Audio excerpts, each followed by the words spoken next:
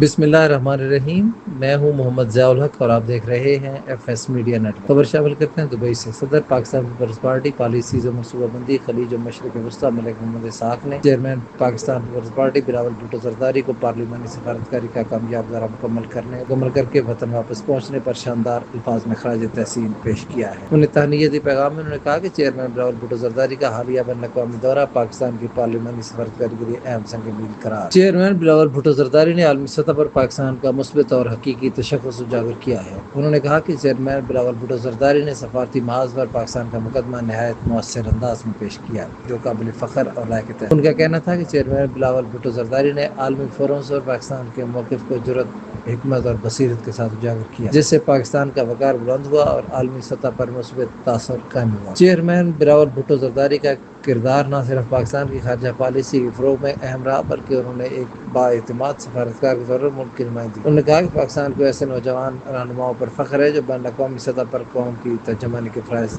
نہایت ذمہ داری سے سر انجام دے رہے ہیں۔ انہوں نے chairman Pakistan peoples party Bilawal Bhutto Zardari کے لیے نیک تمناؤں کا اظہار کیا اور ان کی کامیابیوں کے تسلسل کے لیے دعا کی۔ سبسکرائب کیجیے F S media network اور دیکھتے رہیے تبصرے۔